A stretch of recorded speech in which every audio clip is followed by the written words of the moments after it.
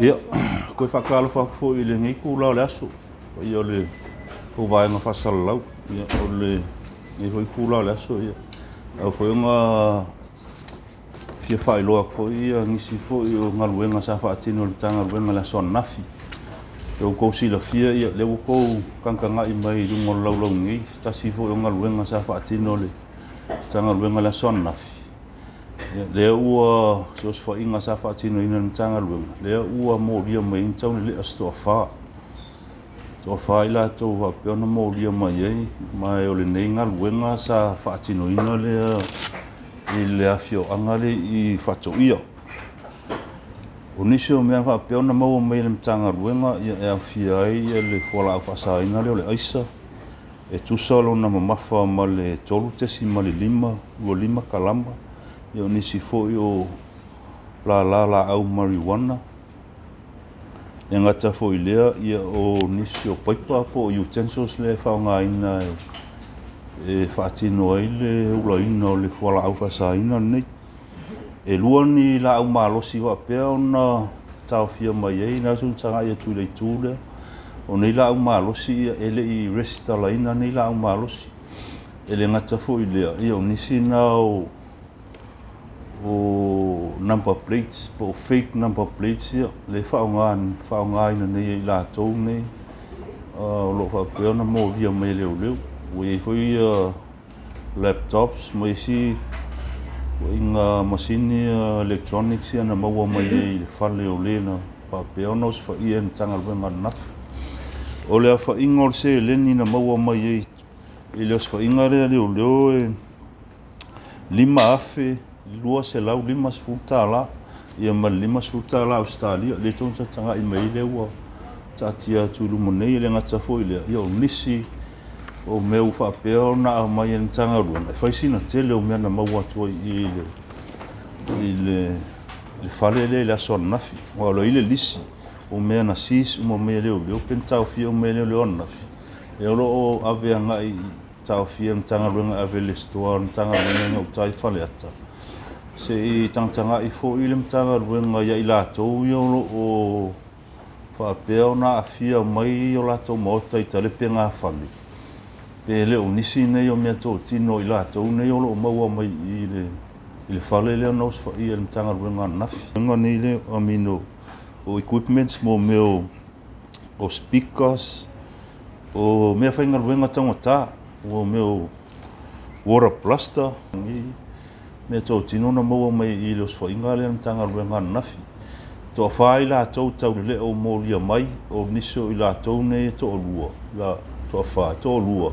E iei I previous convictions, pe sa mōlia mua I la ua. Tasi na mōlia mua fo iai whala au I o le aisa. Le whala au leo le mef. O le si eri o le tō whai leo. Se tasi o le susuenga tanga ruenga le teimi nei. O tau masaro me o ia whainga ruenga le mesk. Pe o se IT officer le mesk. Maua toa I le os whainga le tanga ruenga. Ia ai pe o le au te lenga na mo le sila fia. Ia no fōta tato atunu o nao le. E ala ona fia whailoa atu fo I le tanga ruenga tūranga le. O nao le ua o le aua mai tau ina le tanga ruenga. Ua ngā ia I luma le soli ngā tūla whono leo o le whaonga ina o le whala au whasa ina leo le aisa. Mai le telefo I o le afianga le afia I nisi o nei a inga I e afia mai soli ngā tūla whono leo tale pe whale. Ma ngā o ia ala tau mea tō tino. O le tau ma ua atu I susu enga mtanga ruenga. O nisi o mea tō tino I la tau ni o lo o maua mai I whale I o lo o sfa I mtanga ruenga. O lea ngai tangata ma whaatau ia lātou mea tō tino nei. Ia ai au mai le whala au lea o le masau mianga ngā rei taimi nei o tanga rua. Eo te iloa na pauel nā pe ise si fsili mo mātou. No veo a fonte.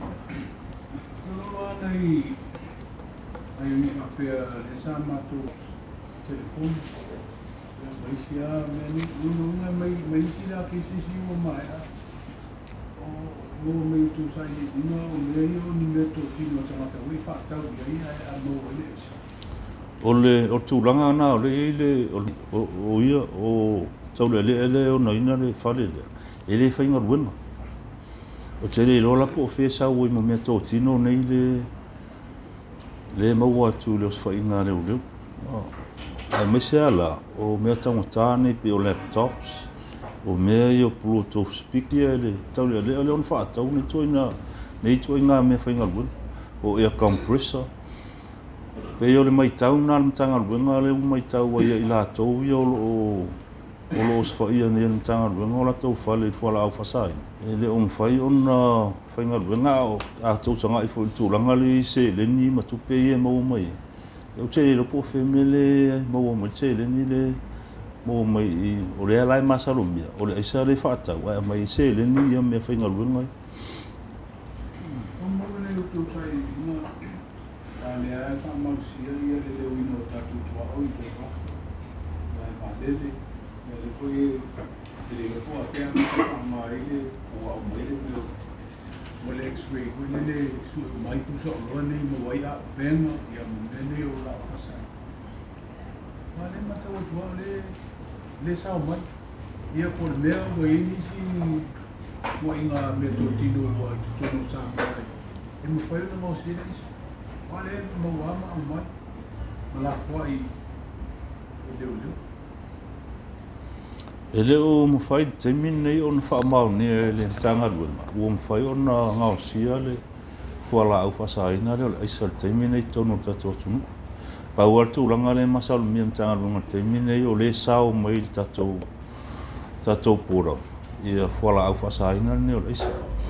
Ai o loo ngā rurua le te min nei tamu whai sa ili fo po nga fea tonu lava le pora le sao mai ia fola au fasaina ne le fola la mau te nga lue so tau au i malvaanga le official duty ina ia tau mawhai e tau sa ili po nga fea tonu o le pora le sao mai le nga tau fo ilea ia o lea ave fo la matou fa ala wilo e matou ofisa i tua pe ala matou ofisa i tua i tu malo i tu ta i piora lo manu potasi ina ia tamu fai so e main fam talanga i tu o pele o i ni awala fa asao mai tonu mai e awala mai tu i no mala fanga o i tu malo ia le fala fa saina le termine al termine ele un fai no mato fa mau ni a tu un fai no nga sia ai sa termine ia pia la te la ngau i e o wa fa mota vai tatu te le doi te mo wa Auapaau ko veine la to so tai pa pena male au vai va mota le i ali pa ia o tūlanga na lai masaru mia termine mtanga ruenga o nisi no le vola to tilo mtanga ruenga i lungo whawhanga to i lungo le wafu o i po i senga ruenga mwhai ona whaatino ina ono i ngā po le tau tilo i mtanga ruenga whawhanga to i le anga i tua e whai asina umio na anga i tua fta to i anga i me whai tonu pe a mai ona whangota ai o lo iai le masalu mianga i le vale o lo iai nisi foi o lo mwhai ona sao mei nisi o whala au whasai ma o lo masalu mia i foi o lo ono whaonga i tūranga le a lia ma whaangota e sao mei whala au whasai na le tono ka tōtunu vai le ta pero huli la ko ali i tatu ne pele te wa li si vai na o pai na patino le to so tana per tite le le ai o mai ma fa nota e ko mau to sia ki mo la va screen la ma la o le sina ti le ngaluenga lo ti lo ntanga ngaluenga temi ele ngata whaonga ia le vaenga le o tai whau o ntanga lu por K9 ale la matanto ti lo ina ia ile temi le tau nu mai pa whaonga tai lu le wafule le wafu ia ni tau foi tau sa ilia po nga fia tonu le sao mai ia le fola fa saina le o le le fatilo ma na pe to mo mo va faila ya wa faila o le wa e ni ma faila le sa mo tu me va ya le sa o to tatu ba pa mo te o na sa mi ko te pe ba te wi ko i mo ba si ba ya ai sa mo i tu pero funalo le na si le pe o mo pe pa ia o le mea nā le la titilo i mo le si foi ngaluenga whaatino o ntanga lua mo si laki o i se concern ang tanga luenga i le a fia o ka maka whengaluenga nei malo I tūlanga. Leo whala o whasai. Ia po le ngal tanga ruenga le tūlanga. O le afia me o nisi hoi o tangata whainga ruenga le al malo I tūlanga ia whala o whasai. O me foi na o al mātom tanga ruenga o le au mau te tamu whai ia awane inisi o le mātom tanga ruenga ia afia mai tūlanga le. Le po le ngal tanga ruenga le afia me o nisi o le au whainga ruenga le. Al malo I whala au whasaina le. O whiunga e a whia I le to olua le le previous convictions ia le una le whanua ma le whane le ana na os whai le O se kare pela le o sunga ya o mua le o ia le o tai o lo fisu esu. Te mini ia. Ia sa o le pion sa no pui le Komesina. O le ana ia le whale le nos whai le lo. Sa molia whale pui mo I le umia ina o le whala o kasaina le o le myth. O le whaingane nā luan nāpi. E mwhai, e whamau ni o le whale poile no os whai momo, whato ia la. I le si poi reile nā luan. E sa au. Ia sa alu. Whawhiela na maua mei whare. Whanua pe watu. Whalua. O le whainga le ngā mo I le manuia, ngā mo ia tupe ia ma whala o kasaina e le mo ia. Sei sa. Ele mo ele no. Na le umina whalpui e leo na whale leo. Ala fol. E o le wana tala O le terminei se furu ono vai aso. Sa peon whalpui ile aisa. Lua fesu var. Sa whalpui ile aisa. Suongo vai aso whalpui ale koe mawafo. A los fa inga longa mo nga ro le o ele mo to le fale nga mo mai ala o malo si o ma isa ya al kemila ngela o mo ko mo kwa nga o fa ya na fio la ye O ana ni holding charges o tā whiu la tō tami. no O molianga I tolu le molia I le uri ko whaia mo meana. O le possession of narcotics I le meth. Ia o le possession o le marijuana. O le possession of utensils. Me ia o paipai e whanga ina Iulai leisa. Molianga langa I tolu le molia I la tu uma ia tofa. Ia rongo charge ai. And they say charge armed with unlawful weapons. Ito tasia le molia I le possession o le se permita I umia ia o penga ia. Na o le ana fa. Okay. Ele ao o se le sa o me tatu custom no mo te se ni la.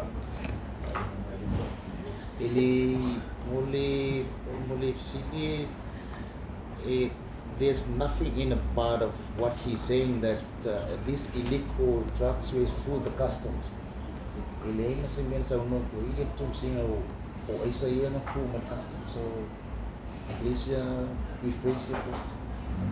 ele ise me nga fulu mai kemi paul mele kemi ngai o masa no mianga ele ise me o fa mau ngi se vanga ia le foi sa mo rio ke lo pe ko si la fia vo ile mta o pure nga fia mo se tasole official duty tau sanga o tuana le nga sa o mai container nga mai America pa unga mta o pura e fa mau mianga fulu mai nga ile sa ula lo container nga pa pe ona mo win ai il terminei ngal pauanga mta o pura I luanga sa o mai la lo official duty ai o si me o mon ele o lo po fia tonu le anga email fala o fasa ina le terminei Como se vira na rua dessa se calma mai.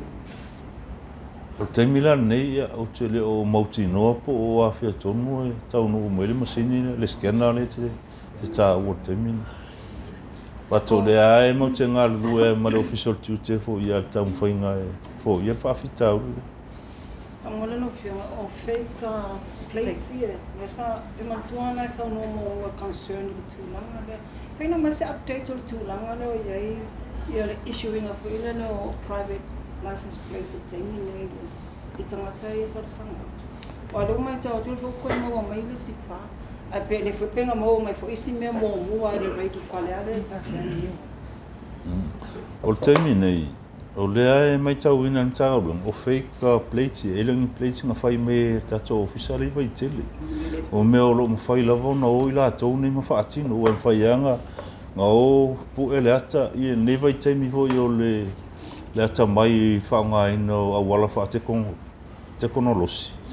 E mo fai e ona la tau pu e le ata o se number plate scan i e ma o fai whaaforinga pei lava o se number plate sa. Se mea mo. Sila foi e. Le number plates le sa fai pa. Fai me le fai pa. Ale number plate sa o le ka ko le apa. So e ke le ese le e no fai nga o si i sa mo. E ka ko designs ye fai nga number plates le ye ka fuya le ile shape sa o e o le number plate foi le e mai ele official le NTA. Ai kang gila e fai singa mafia fio le fai po. E ale apa le fai milina por plate sa e mai fini fio. Ko nampa si e fa nga na por plate le sa e fai singa la po. O mumela ma e ko si le ko e lai ki so e le ala le singa ko e fai ngofia identify o le mea fake ma le mea sa. O number plates fake e mwhai an whaonga i la tau nei i rungo la wala e whio i au noa ma le masaro mianga o i la tau ni number plates ai keso le ai kia le whaonga i woli e whaonga number plates ia i auange i vave i loa i la koe leo pe i loa i voing i la koe ngiso le malo na tunu so me langa le lau te o whai i a fake number plates e whawhai ngofi e la to whio i rungo le o la waltel. O i se concern na matanga luenga because o le mai tau atu.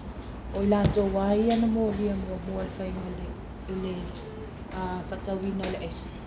Le loka to tala mai tua koe rio fen fo o i o la senga luenga matanga luenga o tau whai ina ia to ensure ele koe they don't reoffend. O le taimi nei, ia e sa o le tūlanga le o le po le ngona matanga luenga ona o le wanga ia i luma le whala au whasaina le taimi nei. Pe on fo i on whai loa tu taimi tuana. I nisi fo i whamau ngona matanga luenga i le tolu tau sanga tarua. Whai asinto o tele o i la tau mō lia mai i le sori ngā tūla whono la leo le umia ina o le marijuana. But i le tolu fo i tau sanga tarua ua mata ona mai tau au ngā ina le whala au whasaina ni o le esa. Le foi lai mai tau na o i la tau ai na whalpui mua i le whala au whasaina le foi wato e maua i la tau le whala au wale e tasi. O ina whauringa mai e leo i eise te au ngā o whasalanga i etu ina i la tau le whalpui. Fua ina toi a ngā i mai whawhotoi whaatino al sori ngā tula whono le tasi.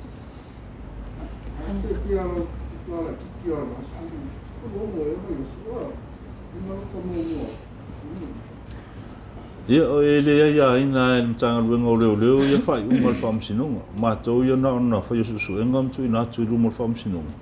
Ia o whamsinonga ia o la hoi la tau au wala e whaatino ia la tau whasalanga. So pawala tūlanga ia mātou ia o tu ina atu le.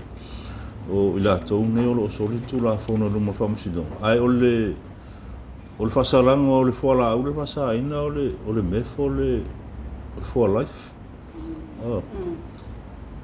Ai ia tahula ia ki kirola le sulfa kausanga le marijuana ia mal suongo va ia so le tu ai fasalanga famsino ia pe fa singo mau ese le ulanga le fasalanga mal le menga ka le fasalanga mal fasalanga le wa mai tu ia ila tu ne yo mau mai fola fasaina to ta sela sili famo mo le lau fiu whamatau o le taimi tatauna toi tāpai ia se Pinangalo mai sefsosoani mai pulenu. Ia. Perfect. Ole nga ia on tanga lunga lo ko penam so ta ia. Mapulenga ali fai puli ia wale. Ole fa mo nga le on tanga lunga le pa yu mai le o le te ni tasi ia.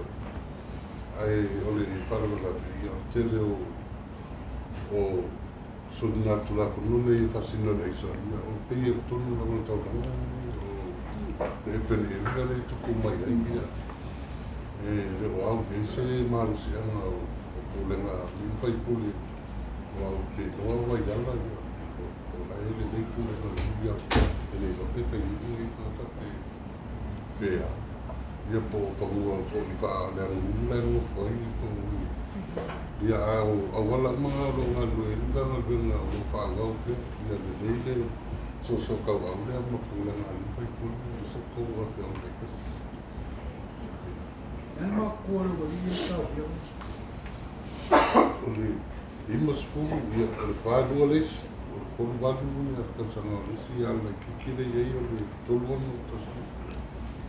Desi ka fia no te oro si numa mai Komesina lenga de su mo ya su de vai ter sua fa Komesina lenga de mo ya su de de ko a fia Whamarurua ko rau sunga leskala mo ke leo pero i lopo o ile le sua fo le whamasinga o ngā whaia le whai unga le pawan mea mātou i o whamaubau ngā mātou i e sfuru ono wa iasona a whaatino i le whaasaranga rea tu ina mai ema tu le ua toi mōria mai. Do you think it's se authority le Ministry of Police ave se la to proposal i tūlanga la whapia i le mtanga i le court for those who reoffend? Ia, o mea umana ia au pe ona uwhai atu teimi o whanu. O tūlanga na i loa ia whamasino ngai la tau whai unga whai. E lea ia ina e mātou tūlanga le la mingo whasalanga. But i le teimi le whanga solo i fo i le whamasinonga. Ia e whai loa ia i le whamasinonga o i la tau nei na awhia mua mai i soli ngā tūla whono nei e tasi. So ia ona ta oto i ala i le whamasinonga o la tau e to e mai le whai u. Mo si le fia. Ia i tu ai ngā la amalo si le na mauna. Kora. Ole 22 mali air rifle. Au pinga mai e ue le isi baby kai katanga ia le umori ana te ini ia i whanga i Ai whaatanga whanai e tōna. e whatanga.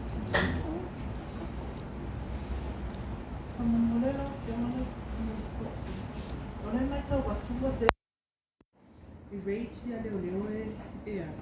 Lea mauna ia penga ia ele Tusitala. Ale na fai le ko kalame feda ale mtanga bena. E fa le anga ia e au mai tonu ia. Matala se tilo fale mtanga luenga pe ono to e fai le polo kalame nga mole au ina mai nga o fanga ia ele Tusitala. Ia,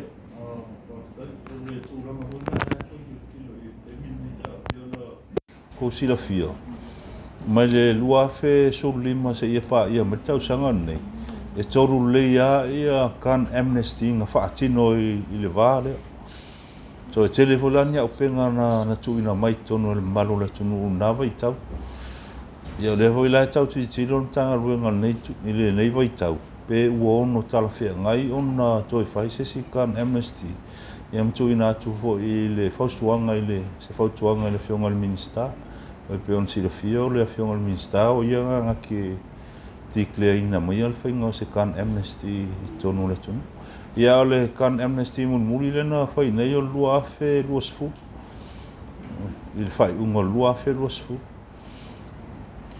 Toi tā se ala whesili whamulpuli. O le fisili fia malama o fio. Sin mua o le ane a whai uma so enga mtanga luenga uma mta upu lumo whamsino. O whea a whei tupe. The second question would be ai se ale me le se molianga i lumo whamsino ngai tūlanga tau tupe. because I know only possession of narcotics, firearms, but le ai ma se o le mai maua tupe me I kulanga I o swainga. But I just want to understand e lan me le ta u ai se lengi e maua mai o swainga leo.